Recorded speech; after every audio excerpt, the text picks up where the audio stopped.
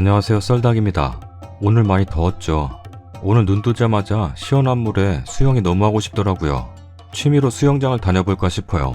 취미활동 중요한 것 같아요. 여러분들은 취미 갖고 계세요? 취미 없으신 분들은 구독하기 눌러주세요. 내가 정말 이런 글을 쓸 줄은 몰랐다. 바람나서 남편하고 싸우고 이혼하고 그게 모두 다 남의 일인 줄만 알았지. 헌데 아니었어. 그게 바로 내 일이 되어버렸다. 남편의 외박, 여지껏 없었던 일. 아침에 일어나 보니 안 보여서 미친듯이 찾아 헤매었다. 오후에 걸려온 남편의 전화. 그래, 태연했었다. 아무 일 없었다는 듯이. 난 말했지. 내 눈으로 안 본 이상 난 아무것도 믿을 수가 없다고. 전날 회사에서 회식을 하고 그때만 해도 술에 거하게 취해 있던 남편, 회사 동료 셋이 다시 또 가요주점을 갔더군. 나중에 영수증을 보니 1시간 20분 동안 술값이 170만원. 난 손이 덜덜 떨려서 말을 할 수가 없었지. 지갑에서 나온 모텔 영수증. 참고로 우리 남편 평소에 어디 가서 잠을 자더라도 양말 하나 안 벗고 넥타이 한번 풀고 잔 적이 없던 사람. 처음에는 발뺌을 하는데 믿고 싶었어 나는. 그래, 우리 남편만큼은 아니야. 아니야. 매일마다 자기가 하던 소리. 난 누가 돈 주고 그런 데 가라고 해도 안 가. 더러워서 안 가. 라고 하던 남편. 그런데 웃긴 건 남자 셋에 여자 둘. 방은 2개였다. 한 남자는 처음부터 여자랑 자겠다고 독방 쓰겠다고 선포를 했고, 다른 2 남자는 한 방으로 들어가서 한 남자가 여자하고 1시간 동안 일을 치르고 난 뒤 남은 게 우리 남편하고 그 여자였나 보다. 우리 남편 하는 말이 자고 일어나 보니 양말 벗겨져 있고 넥타이 풀려져 있고 잠바 벗겨져 있고. 거기까지만 말을 하는데 내가 귀싸대기 올려붙이고 머리 끄댕이 잡고 바른 대로 말하라 했더니 무릎 꿇고 빌면서 하는 말. 자고 일어나 보니 여자가 옆에 누워있더라. 라고 하는데 나보고 뭘 믿으라는 건지. 난 놀랬다. 너무너무. 내가 우리 남편 머리 끄댕이 잡고 난리칠 줄. 정말로 너무도 자연스럽게 그런 행동이 나오는데 눈물이 앞을 막 가려서 난 집을 나왔어. 원래 평소에도 성격이 강직하고 깔끔하기로 소문난 사람. 다른 사람은 바람 펴도 저 사람은 절대로 그럴 사람이 아니다 했는데 회사 동료들도 아닐 거라 그러대. 그런데 결론은 아니었지. 정말로 아니었어. 더러운 여자들하고 놀아나고 시침이 뚝 떼고 집구석에 들어와서 애들 앞에서 미안하지도 않은가. 남자들한테 물어보고 싶어. 남자들은 다른 거니? 말을 끝까지 안 하면 내가 모를 줄 알았나 봐. 일이 이렇게 크게 벌어질 줄 꿈에도 생각 못했다 하대. 내가 집 나가겠다 하니 그제서야 입을 열고, 그 전에도 내가 별소리 다 해도 피식피식 웃으면서 얼마나 나를 비꼬아댔는데, 내가 주점에 모텔 가서 다 확인하고 회사 동료 2명 만나서 다 확인하니 이젠 안 되겠다 싶으니 이틀을 버팅기더니 그제서야 말을 해? 난 너무 힘들다. 모든 게 무너지는 기분. 리플 달아주시면 많은 참고가 될 듯하네요. 댓글입니다. 현재 간호사인데요. 우리 병원에 주사 맞으러 오는 남자들 수두룩해요. 정말 얼굴 생긴 건 그렇게 안 생겼는데 이상한 데 가서 성병 같은 거 걸려서 맞으러 오거든요. 얼굴은 정말 그렇게 안 생겼는데. 병원에서 일하다가도 그런 생각 많이 들더라고요. 난 절대 결혼하지 말아야지 하는. 근데 중요한 건 이 사실들을 마누라들은 모른다는 거예요. 정말 침통할 뿐이죠. 저도 나중엔 언젠가 결혼할 몸인데 저라고 당하지 말란 법 없지 않습니까? 정말 남자 찾기도 어려운 것 같네요. 이런 글 읽어보면. 나도 직장에 다니는데 노래방 가서 놀면 1시간만 놀아도 지치던데 어찌 새벽까지 노는지 정말 아이러니하다. 남편 핸드폰 명의도 내 앞으로 돼 있는데 한 번쯤 확인하고 싶은 유혹도 있지만 그걸 알아내서 내가 뭘 얻을까 하고 접는다. 그리고 일 열심히 하고 운동하고 그러면 잊혀지고, 내 몸이 피곤하니 남편이 들어오나 안 들어오나 별로 기다려지지 않고 피곤해서 그냥 자고 아침에 출근하고 뭐 그런다. 인생이란 그런 거 아닌가? 바깥에서 사회생활 하다 보니 아무리 못난 남자도 바람 피는 거 많이 봤다. 집에서는 내 남편은 절대 아닐 거라고 하지만 우스워 죽겠다. 물론 우리 남편도 마찬가지겠지. 하지만 내가 뭘 어찌할 수 있을까? 따라다닐 수도 없고 난 내 인생을 그리 소비하고 싶지 않다. 어떤 책에 이런 글귀가 있다. 같이 서 있되 너무 가까이 가지 마라. 무얼 얻으려고 무얼 남기려고 쓸쓸히 불어오는 바람만이 그 사연을 알 거다. 전업주부님들, 남편한테 너무 의존하지 말고 사세요. 어떤 상황이든지 내가 제일 소중하답니다. 우리 애들 아빠는 직업상 일주일에 2번 정도 안 들어오고 나머진 4시 5시에 들어온다. 물론 들어오는 날에는 노래방에서 술 먹고 놀았다는데 술 냄새 하나도 안 난다. 저도 님과 거의 비슷한 일이 있었습니다. 저도 목격한 건 아니지만 그렇다고 돈을 흥청망청 쓴 것도 아니지만 다른 건 다 비슷하네요. 저도 처음엔 신랑이 밉고 더럽다고 생각이 들고 그러더라고요. 다른 사람들은 남자가 한 번쯤은 그럴 수도 있다고들 말하지만 전 그런 편견들을 버렸으면 좋겠어요. 그런 일들이 있고 나서 정말 어떻게 얼굴을 보면서 살겠냐고, 어떻게 살 수가 있냐며 그랬는데 역시 시간이더군요. 벌써 1년 전에 있었던 일이었거든요. 지금은 그냥 조용히 살고 있지만 신랑은 어떨지 모르겠지만 전 그 이후로 신랑을 의심하게 되고 못 믿게 되더라고요. 절 이렇게 만든 건 신랑이고요. 왜 제가 이렇게 살아야 하는 건지도 모르겠지만 아이 때문에 저도 참 고생을 많이 했답니다. 님들, 우리 힘내자고요. 남자는 믿을 존재가 아닌가 봐요. 한숨만 나옵니다, 정말. 다음 사연입니다. 지금 저는 아이와 부산에서 지냅니다. 7월에 우여곡절 끝에 이혼이 확정됐어요. 전 남편은 노름으로 큰 빚을 진 것도 모자라 잦은 외박을 하고 심지어는 재작년 말경부터는 집에 들어오지 않았습니다. 그래서 저는 생활비는 물론 양육비까지 끊어버렸어요. 그게 재작년 11월입니다. 그때 우리 아들이 3살, 지금 6살이 되었습니다. 모든 파탄의 원인이 전 남편에게 있었기에 친권 양육권은 물론 위자료와 양육비까지 판결받았지만 그동안 위자료 및 양육비를 10원짜리 한 푼도 주지 않더라고요. 그동안 의심하며 설마 하며 지냈는데 며칠 전 그 상간녀의 존재가 정말로 드러났습니다. 전 남편이 빠른 85년생, 상간녀는 심지어 한 번 이혼 경력까지 있는 대구 출신 77년생. 확실치는 않지만 77년생으로 추정됩니다. 만난 지 4년 됐다는 증거를 찾았네요. 뻔뻔스럽게도 2살이던 내 자식 내팽겨치고 같이 산 기간까지 4년이라니. 실제 별거가 재작년 11월, 이혼 확정이 7월이었는데 두 사람 관계가 그 이전부터였습니다. 이혼 사유인 별거가 불륜으로 원인됨이 확실하기에 크게 무리 없이 진행될 듯합니다. 그 여자, 전 남편과 제가 살던 곳에서 그리 멀지 않은 곳에 살더군요. 말티즈 치와와 개 2마리 함께 키우며. 우리 아들 개털 알러지가 너무 심해 개 키우는 사람하고 접촉도 하지 말라던, 개 때문에 아이 아플 수도 있다던 의사 말은 기억도 안 나나 봅니다. 그 여자와 개까지 부산 집에 모셔다 놓고 전 남편은 면접 교섭한답시고 아이를 데려갔었더군요. 상담 후 법적인 소송 과정 다 알아보고 집에 돌아와서 생각하니 아들이 하나밖에 없는 손주까지 내팽겨치고 만난 그 여자, 새며느리 될 그 여자 자구가라며 밥상까지 차려준 아이 할아버지 할머니, 아이 고모까지 더러운 집구석 생각하니 구역질 나네요. 전 남편 연락처 물어보니 죽어도 본인은 모르고 양육비며 위자료며 단 한 푼도 못 준다며 전 남편 앞으로 재산 안 내놓을 거라며 고의적 재산 은닉하시겠다는 아이 할머니. 심지어 내 잘못이 뭔지 단 한 가지도 집어내지 못하면서 나대지 마라. 라며 폐악을 부리는 아이 고모까지. 이렇게나 귀엽고 예쁜 내 아이가 저런 집 자손이랍니다. 일단 상간녀와 전 남편을 상대로 전문 변호사를 선임하여 정신적 피해보상 절차를 시작할까 합니다. 전 남편은 상간녀와 지내며 한 달 50만원, 하나밖에 없는 아이 양육비 단 한 푼도 못 준다며 버티더니 지금은 전시댁에서 지낸다네요.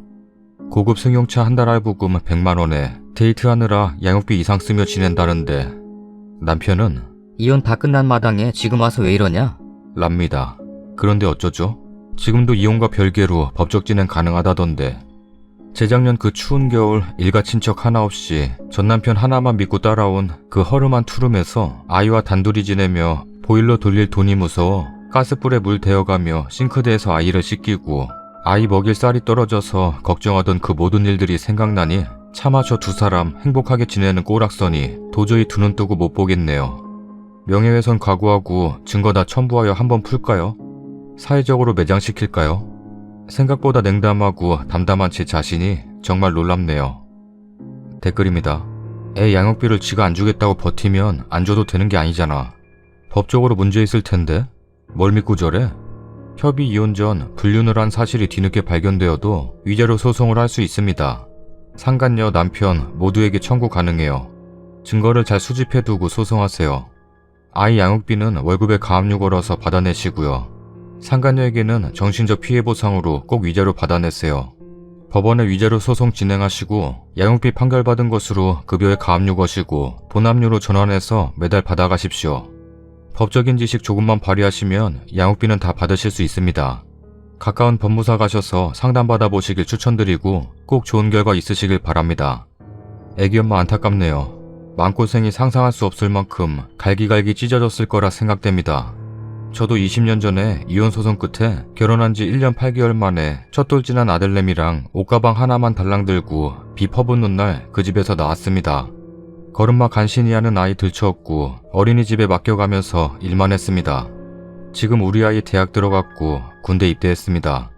생각하면 아득하고 억울하고 분하지만 시간이 약이라고 그런대로 사라지더이다.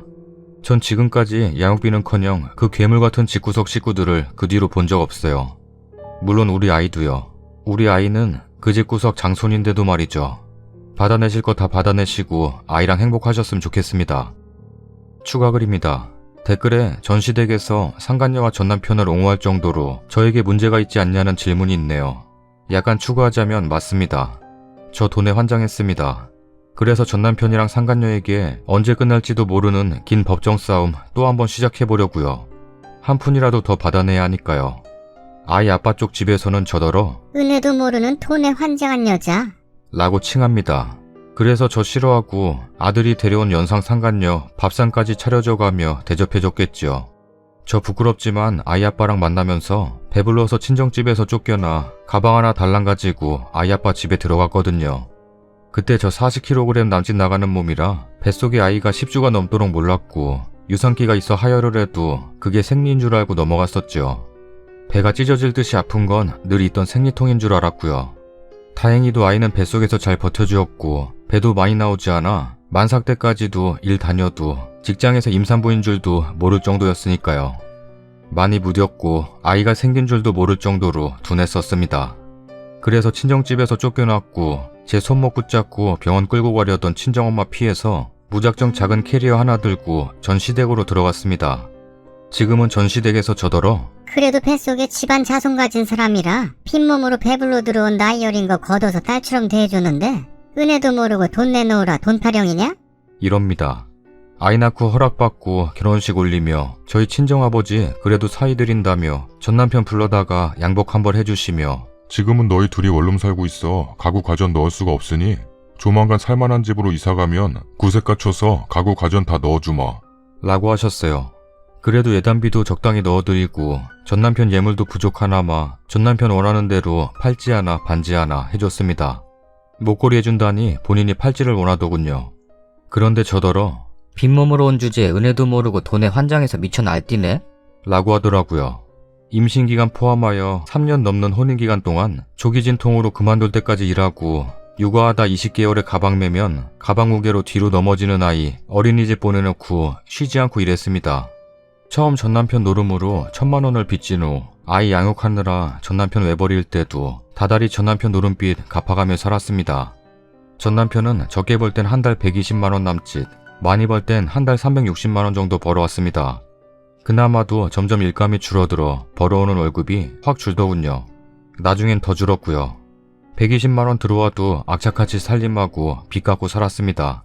그런데 그 이후로도 전남편 이름으로 들어오던 적금이며 청약으로 모아둔 1000만 원 남짓을 저모르게 도장 들고 나가 전남편 혼자 다 찾아서 노름으로 쓰고 신용카드로 대출받고 그러고도 전시댁에서 외곽지역 투룸 얻으며 해주신 3000만 원 중 전남편이 절반 해먹었어요. 겨우겨우 제 앞으로 계약 돌려 간신히 1500만 원 남겨 지켰습니다. 차만 바꿔주면 정신 차리고 일만 하며 살겠노라는 전남편 성화에 전부 할부빚이긴 하나 신형 고급차로 무리해서 차도 바꿔줬어요. 저도 같이 벌고 있고 아이는 하나니 알뜰하게 모으면 금방 갚을 수 있을 거라 생각했으니까요. 당연히 하나밖에 없는 내 아이, 저도 비싸고 좋은 옷 사입히고 싶었습니다. 그래도 참아가며 5일장에서 3,000원 5,000원짜리 사입히고 1,000원짜리 한 장 쓰는 게 무서워 아끼고 아끼며 살았는데 그런데 저 모르는 새 빚이 불어나고 또 불어나 알고 보니 빚만 8,000이었네요. 이제 와서 보니 그 와중에 상간녀와 불륜까지. 전시댁은 저더러 안사람이 돼서 그거 하나 못 참고 정신 차릴 때까지 못 기다려주냐? 라고 했어요. 전 남편은 우리 집에서 해준 3천 중에 1,500 내가 썼으니까 나머지 절반은 너가 가지고 가서 알아서 살아라. 라며 돌아오지 않았습니다. 그나마 제 인간 많은 철통같이 지켜 제 앞으로 빚은 안 남긴 것에 안도했습니다. 그 많은 빚 중 제 손으로 단돈 10원이라도 썼다면 일이 억울하지도 않았을 거라 지금도 생각하고 있습니다. 전 남편 집 나가고 아이와 단둘이 지내며 혼자벌이에 다달이 나가는 월세 25만 원을 못 내서 보증금 까먹으며 먹고 살다 간신히 1130만 원 남겼습니다. 제 변명이지만 그래서 더 악랄해지고 독해지고 돈에 미칠 수밖에 없었습니다. 그런데 그거 해줬으면 됐지. 전 남편에게 소송으로 판결받은 위자료 1,500과 양육비 50만 원 다달이 내놓으라 닥달한다며 집해준 돈 도로 내놓으라 하더라고요. 처음에는 이해 드리지요 했었습니다. 우리 아이 보고 아이고 내 손주 하면서 그런 귀한 손주 간신히 살고 있는 집세까지 빼서 도로 내놓으라 하니 더럽고 더러웠어요. 그런데 못 내놓겠더라고요. 그래서 지금도 악착같이 제가 지고 있습니다. 그 돈 저쪽 집에서 무슨 수를 써도 못 뺏어갈 걸 알거든요. 저 혼자 일하고 아이 키우며 지내며 아이 아파서 입원해도 병수발 들 사람이 없어 일 빠지면서 반토막난 월급으로 아이 병원비 내며 살 때도 전시댁에 돈 좀 달라 말한 적 없었습니다. 그렇게 아이와 둘이 지내다 작년 7월 친정엄마와 이모의 도움으로 간신히 부산으로 돌아왔습니다. 작년 10월 아이 폐렴으로 열을 입원하고 그땐 너무도 병원비가 힘에 부쳐 그것도 아이 입원했다 하면 찾아올까봐 아이 할머니에게 전화 걸어 아이 아빠가 재작년 11월부터 양육비 단 한 푼도 안 주고 있으니 대신 조금이라도 달라 전화했었죠. 시어머니는 돈 없어. 그 돈을 애 아빠가 줘야지 왜 나한테 달라 하냐? 라며 딱 잘라 거절당했습니다. 부산 입원비는 원래 있던 것보다 비싸더군요. 어이가 없어 저희 친정엄마가 아이 입원했다고 전화하자 뒤늦게 저 직장 가고 없는 사이 아이 고모와 아이 할머니가 찾아와 30 주고 가더군요. 그 돈 왜 받았냐고. 그 집 구석에서 버린 내 자식인데 고작 거지 적선하듯 주고 간 그 돈 더럽다고 아이 병실에서 친정엄마한테 악지르고 절규하던 게 아직도 생생합니다. 물론 그 돈도 결과적으론 받았습니다. 열흘 입원비가 120만 원 남짓이었고 그때 당시 한 달에 160이 안 되는 제 월급에 아무리 치욕스럽고 더러워도 아이 병원비 때문에 돈이 필요했었거든요. 그게 마지막입니다. 내 아이 위에 저 집안에서 돈 받은 게. 지금도 혼자 벌어 6살 아이 유치원 보내고 먹이고 입히느라 다달이 카드 없으면 못 살아요. 늘 월급은 통장에 숫자로만 찍히는 거고요. 맞습니다. 저 돈에 한 맺혔고 돈에 환장한 여자 맞습니다. 부산 집값 비싸거든요. 숨 쉴 틈 없이 일하고 육아하고 집안일하고 남자 같은 건 질려서 눈에 들어오지도 않아요. 하다못해 부산은 그리 비싼 동네가 아니어도 보증금이 원래 있던 거 2배쯤 되더라고요. 저 혼자라면 그깟 돈 안 받고 다 돌려주고 혼자 벌어 살았겠죠. 익명으로나마 여러분께 여쭤봅니다. 저 돈에 환장하고 걷어준 은혜도 모르는 여자 맞습니다. 그렇다고 저 돈에 환장했다고 손가락질 하실 건가요? 물론 그렇게 말씀하셔도 손가락질 받아도 다 참을 수 있어요. 내 목숨 같은 내 살부치, 내 피부치, 내 속으로 낳은 내 자식 위해서 지금 살고 있는 30년 넘은 빚도 잘 안 드는 단칸방 주택에서 벗어나고 싶고 내 아이가 친구 따라 가보고 싶다는 태권도 학원, 내 아이가 가지고 싶다는 자전거 사주고 싶거든요. 저 전 남편 집에서 싫어하는 돈에 환장한 여자 맞습니다. 후기입니다. 많은 응원에 힘을 얻었고 감사하게도 법률적 도움도 주시겠다는 분도 계시더군요. 감사합니다.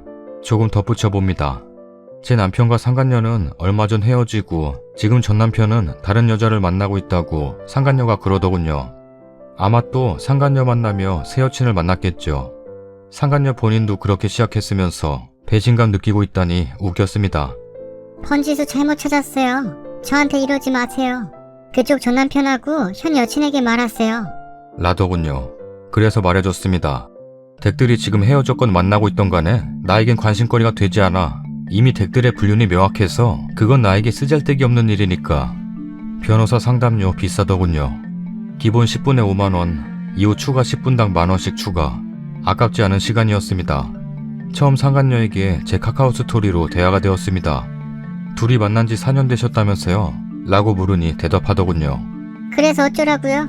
제 카카오 스토리에 고맙게도 글로 남아있게 되었습니다. 너무도 대답이 명쾌해서 고마웠습니다. 그러고는 자꾸 저에게 전 남편의 현 여친 연락처를 찍어주더라고요. 필요 없다 했습니다. 어차피 이제는 저랑 상관없는 인연 끊어진 사람이고 전 남편 같은 인간이랑 만나는 여자이니 뻔할 테니까요. 솔직히 제발 아무나 만나서 아들 딸 낳고 잘 살아줬으면 좋겠습니다. 제 아들 좀 그만 찾도록. 상간녀는 상관없는 이야기를 잠깐 하자면 솔직하게 말하면 그 번호 저장은 해두었습니다. 새엄마랍시며 우리 아이에게 얼굴 들이밀 수도 있을 여자니까요. 아이를 키우며 혹여나 연락하게 될 일이 있을까 봐서요. 사람 일은 모르니까요. 저한테 제 아이는 아무리 치욕스럽고 힘든 일도 다 해낼 수 있게 하는 그런 존재이니까요. 그러나 아마 평생 그럴 일은 없을 듯 합니다. 사실 지난 2월 면접교사 판답시고 우리 아이 데려가서 1박 2일 아빠에게 아이가 다녀왔습니다. 다녀와서 우리 아이가 그러더군요. 아빠가 엄마한테는 비밀이라고 그랬는데 아빠랑 아빠 여자친구랑 아빠 여자친구가 데려온 자기랑 똑같은 나이 여자의 방순이랑 다대포 옆에 별 보러 다녀왔다고. 며칠 뒤 다대포 지나가는데 다대포 입구 큰 펜션 가리키며 아이가 말하더군요. 저는 아이에게 아빠를 만나고 오면 무엇을 했는지 물어보지 않습니다. 다만 아빠 만나서 재밌게 놀았어? 라고 물어봅니다. 만약 아이가 아빠에게 다녀왔는데 똑같은 말을 다시 한다면 그땐 전화 한 통쯤 할 수도 있을 것 같습니다. 둘이 사랑하고 만나고 즐겁게 지내는 건 알겠는데 아무리 둘이 좋아 못 참겠어도 애 데리고 그 여자 만나는 건 자제해달라고. 밀린 양육비가 지난 7월부터 총 500만원, 아직도 한 푼도 못 받은 위자료가 1,500만원. 빨리 받았으면 좋겠습니다. 아이 초등학교 들어가기 전에는 좀 살만한 집으로 이사가고 싶거든요. 어쨌든 진행은 되겠죠. 제 아이랑 잘 먹고 잘 살고 싶어요. 생각이 많으니 주저리 말만 많았네요. 금수저 물고 계신 분들이야 구질구질한 그깟 돈 몇 푼이지만 저는 아이랑 살아나가기 위해 받아내기 위해 최선의 노력을 해야 하는 돈입니다. 얼마 안 되는 돈 몇 푼 받아야 하는 사람이 아니라 그 몇 푼 안 주는 사람이 문제겠죠. 댓글입니다. 양육비 한 푼 안 준 전 남편인데 면접 교섭권 박탈이나 일시정지 안 되나요? 왜 의무를 다하지 않은 아빠에게 아들과의 시간을 내줘야 하는지 이해할 수 없네요. 법적 도움 받으셔서 꼭 해결되시길 힘내세요. 아니, 양육비도 지급받지 못했는데 뭐하러 아이 보여주나요? 그리고 이거 소송 걸어서 받을 수 있어요. 받아내세요. 받고 얼른 끝내버려야지. 누가 님을 욕한답니까? 잘하고 계신 거예요. 그 돈 받아 아이랑 님 더 윤택하게 사셔야 합니다. 지금 만나는 여자, 남자 돈 떨어져도 과연 붙어있을까요? 마음 약해지지 마세요. 화이팅. 다음 사연입니다. 30대 초반 평범한 여성입니다. 여동생이 2년 전 위암으로 생을 달리했습니다. 원래 위염과 식도염을 달고 살던 동생인데 어느 날부터 먹은 것 없이 토하고 식도염 때문에 힘들다며 투덜거리던 내 동생. 회사 생활에 스트레스를 받아 그런 것 같다며 웃던 내 동생. 뚱뚱하다고 할 정도로 체격 좋고 키도 크고 활발하던 동생이 팔이 태질 정도로 살이 빠지자 병원 검진 결과 이미 암세포는 위는 물론 소장 간까지 전이된 상태였습니다. 그러기까지 얼마나 아팠을까. 항상 넉살 좋게 웃던 내 여동생은 그렇게 떠났습니다. 문제는 제부입니다. 아직 젊은 나이, 가슴 아프지만 동생 잊고 새 삶을 찾아가면 다행이지만 그러질 못하고 있습니다. 주말마다 집에 들려 어머님 사위 왔어요. 라며 엄마가 차려준 밥 먹고 아빠랑 술대작합니다. 그 자리에 동생만 없지 동생과 함께 모이던 가족 풍경 그대로입니다. 가끔은 동생이 친정 왔다고 나 실례. 하며 외치고 내 방 침대에 잠들던 순간처럼 동생도 집에 같이 있는 기분도 듭니다. 부모님은 그런 제부가 고마우면서 속이 타십니다. 사부인께도 죄송하고 밝게 웃으며 이야기는 하지만 제부의 얼굴은 점점 말라가고 있습니다. 엄마가 넌지시 제부한테 이미 죽은 사람 있고 다른 여자 만나볼 생각 없어? 라고 묻지만 제부는 싱글싱글 웃으며 엄마, 큰아들 필요 없어요? 라고 넘어갈 뿐입니다. 제부가 저보다도 나이가 많아 딸 둘뿐이었던 우리 집에선 이미 아들입니다. 몇 주 전 동생 부부가 키우던 강아지가 새끼를 낳았다고 연락이 와서 엄마랑 같이 동생 집에 갔었습니다. 제부는 회사에 있다고 금방 퇴근이니 먼저 가 계시라고 현관 비번 가르쳐 주길래 갔다가 엄마하고 펑펑 울었습니다. 동생 있을 때와 변한 게 없는 집. 화장실에는 동생의 칫솔도 그대로고 옷방에는 동생이 즐겨 입던 옷들이 금방이라도 입을 수 있게 깨끗하게 세탁되어져 있었습니다. 동생 화장대엔 동생이 쓰던 화장품이 깔끔하게 정돈되어 먼지 한 톨 없었고요. 쓰는 지금 눈물만 나네요. 제인 에어를 너무 좋아해서 책이 해져서 같은 책을 3권이나 샀었는데 침실 머리맡에 가지런히 놓여 있었어요. 제부가 퇴근 후 오고 엄마는 제부 붙들고 오열하며 우셨습니다. 주먹 쥐고 제부를 때리기까지 하셨습니다. 그만하라고, 죽은 사람 있고 너도 살아야 되지 않냐고. 제부는 처음엔 무슨 일인가 얼떨떨하다가 곧 알아차리고 그냥 씁쓸하게 웃기만 하더군요. 엄마 말리다가 저도 너무 가슴 아파 울었습니다. 결혼 액자도 그 자리에 열장 각도라며 예쁘게 나왔지? 하고 동생이 자랑하던 셀카들은 인화되어 보드에 붙여져 있고 그냥 그 집 모든 게 동생 그 자체였습니다. 그날은 어떻게 동생 집을 나와 집에 왔는지 기억이 안 나요. 그리고도 제부는 여전히 주말마다 집에 옵니다. 엄마가 몇 주는 일부러 쌀쌀맞게 대하며 이제 오지 말라고 내쳤는데 능글맞게 대처하던 제부가 저번 주 결국 주저앉더니 어머님 저 내치면 저 죽어요. 라며 우네요. 그날 온 가족 부둥켜 안고 울었습니다. 제부 말로는 집을 아무리 동생이 있던 그때대로 해도 너무 외롭고 힘들고 동생이 없는 것만 뼈저리게 느껴지더래요. 그나마 우리 집에 오면 동생한테 나던 냄새, 동생하고 같은 말투 쓰는 집안 사람들, 동생이 해주던 음식 맛하고 비슷한 엄마 요리, 그나마 버틸 수 있게 해준다고 합니다. 그날 그렇게 부모님과 제부, 저 넷이서 펑펑 울었어요. 동생 죽은 날보다 더 운 것 같아요. 그리고 저번 주부터는 다시 리바이벌입니다.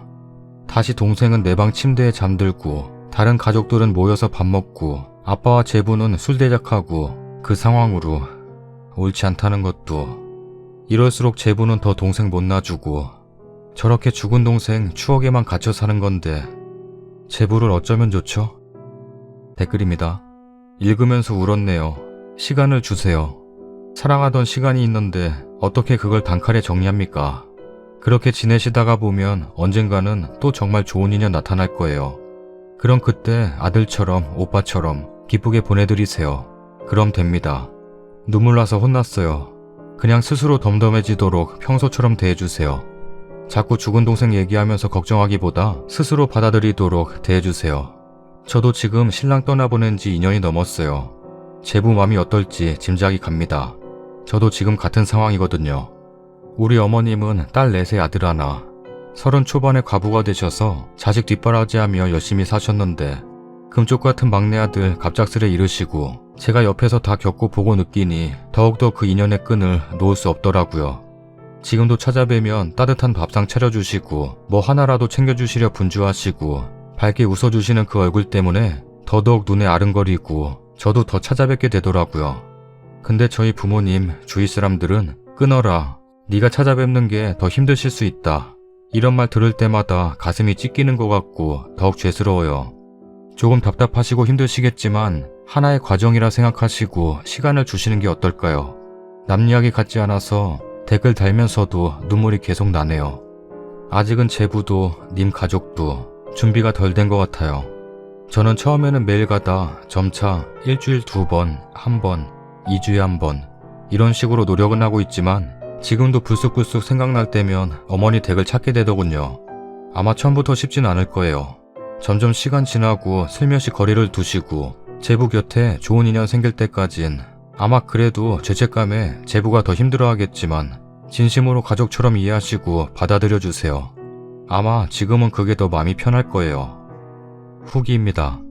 3년이란 세월이 지났네요. 제부는 내년 봄 재혼 예정입니다. 상대는 저랑 각별하게 친한 동생입니다. 2년 전쯤 동생과 제부와 같이 술 마실 자리가 있은 뒤 종종 같이 만났었습니다. 둘이 호감이 있는 것 같아서 조심스레 응원을 해줬었는데 어렵게 연결되었어요. 제 동생은 왈가닥에 활발하고 여장부 스타일인데 그 동생은 조용하고 말이 적고 생각이 깊은 사람입니다. 어느 날 동생이 보자고 해서 만났는데 미안하다며 얘기하더라고요. 언니 제부를 좋아한다고. 저는 그 둘이 잘 됐으면 하는 마음이라서 축하한다고 했는데 제부가 마음을 안 받아주는 상황이었어요. 그래서 그 자리에서 제부 불렀습니다. 제부도 이 동생한테 마음 있는 거 눈치챘었거든요. 제부가 왔고 동생 있는 거 보고 당황해하는 게 보였지만 앉으라 하고 얘기했습니다. 이제 제부라 부르지 않을 거야. 내 친오빠라 생각하고 말한다. 왜 이해 마음 안 받아주냐? 오빠도 얘 좋아하는 거 알아. 좋아하는 감정 맞아. 근데 아직도 난 방순이가 그립고 내 유일한 여자야. 그리고 귀하게 자란 방실이를 내가 어떻게 넘보냐? 등등 한참을 얘기한 것 같습니다. 동생은 한마디 안 하고 듣고만 있었고 저랑 제부랑 30분 넘게 말씨름했던 것 같아요. 그러다가 제부가 결혼한 적이 있는 내가 감히 아가씨랑 어떻게 자라겠냐? 라는 말을 하자마자 동생이 제부 머리를 빡소리 나게 때렸어요. 죄송합니다. 저도 그때 답답해서 이 벽 같은 남자 쥐어받고 싶었는데 속이 다 시원했던 기분이 들어서 평소 내향적이고 조용하던 동생이 그러니깐 저나 제부나 얼음대고 동생은 얼굴 벌개지고 손 부들부들 떨고 있고 그러더니 애가 랩을 했더니 나가버렸습니다. 기억나는 대로 적겠습니다. 내가 첫 번째가 안 될 건 알아. 그리고 지금 오빠가 이러는 건 착하고 지고지순한 게 아니라 바보 천치인 거야. 이러고 살면 좋냐? 방순이가 퍽이나 내 신랑 이쁜 애 하고 있겠다. 나도 이젠 됐어. 나도 바보 같은 너 트럭으로 줘도 싫어. 저랑 제부 둘 다 동생이 나가고도 얼어있다가 제가 빨리 가서 잡으라고 후회할 인생 살지 말라고 제부 등 떠밀었고 제부는 주저주저 하다가 동생 잡으러 갔습니다. 그 뒤는 제부가 동생의 맘 돌리려 노력했고 석 달간 동생에게 대시 후에 연애하게 되었습니다. 동생 집안에서는 반대가 없던 건 아니지만 제부가 제 동생을 사랑했던 지고지순한 마음을 보고 믿을 수 있는 사람이라 생각해 결혼 승낙하셨습니다. 저희 집에서는 동생 팸을 팔아서 사돈 떼기 해주는 예물에 따로 얹어 예물 보냈고요. 동생 집에서 저희 집에도 작게 예단비 주고 싶어 하셨지만 거절하고 대신에 방실이를 딸처럼 생각해도 되겠냐며 조심히 여쭙고 동생 집에서도 흔쾌히 받아주셨습니다. 제부는 예전처럼 저희 집에 매주 오는 건 아니지만 한 달에 한 번 정도는 찾아오고 있습니다. 동생은 진짜 저희 집 딸이 된 듯 가끔 와서 놀다 가고 합니다.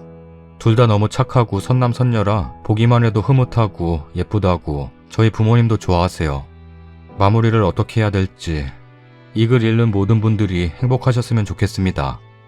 댓글입니다. 사무실에서 읽으면서 눈물이 나는 걸 몰래 닦았네요. 저도 1년 6개월 전 남편을 먼저 보냈습니다. 암이었어요. 아직도 가슴이 많이 아픕니다. 그나마 저는 착하고 예쁜 두 아들을 남겨줘서 그 힘으로 삽니다. 제 부분이 지금이라도 행복했으면 좋겠네요. 댓글 다르려고 로그인까지 했어요. 남편이랑 막 싸우고 모진 소리 했는데 이 글 보고 나니 너무 미안해져서 사과했어요. 글쓰님도 제부도 동생분도 다른 가족분들도 모두 마음 따뜻하신 분이라는 게 그래서 느껴집니다. 그리고 하늘에서 계실 동생분도 행복하시길 바랍니다. 다들 행복하셨으면 좋겠어요. 썰닭입니다. 두 번째 사연은 양육비를 안 주는 남편 사연이네요. 글만 봐도 고생 많이 하셨네요. 정말 혼자서 애 키우기는 힘든 것 같아요. 양육비라도 주면 모르겠는데 양육비도 안 주면 뭐. 역시 아이는 능력이 좀 될 때 낳는 게 좋겠다는 생각이 드네요. 그리고 꼭 부산에서 사셔야 되나? 보증금 월세 저렴한 곳으로 다시 가시는 게 좋을 것 같아요. 부산에서 외할머니가 아이를 봐주는 건지는 모르겠지만 정말 이혼을 해도 문제 안 해도 문제네요. 세 번째 사연은 슬픈 이야기네요. 제부라는 분 마음씨가 참 좋은 것 같아요. 매주 처갓댁에 들리는 거 보면 얼굴을 안 봐도 훈훈하고 멋지실 것 같네요. 돌아가신 아내분 때문에 힘들어하시는 마음 좋은 분 만나셨으니 잘 되셨으면 좋겠네요. 다 잊혀지지는 않겠지만 재혼하시는 분도 이해해 주시고 결혼하시는 거니 행복하게 사실 거라고 생각합니다. 첫 번째 사연은 바람핀 남편에 대한 아내의 글인데 글만 봐도 힘드시겠네요. 1시간 20분에 170만 원이면 거의 한 달 월급이네요. 그만큼 재밌나? 그 시간만큼은 천국에 와 있는 것 같은 기분이 드나? 조선시대 왕이 된 것 같은 기분이 드나? 170만 원이면 국밥을 340그릇을 먹는데? 아니야, 6,000원으로 올라서 280그릇밖에 못 먹어. 어쨌든 280그릇이면 3달을 내내 먹는데? 질리겠다.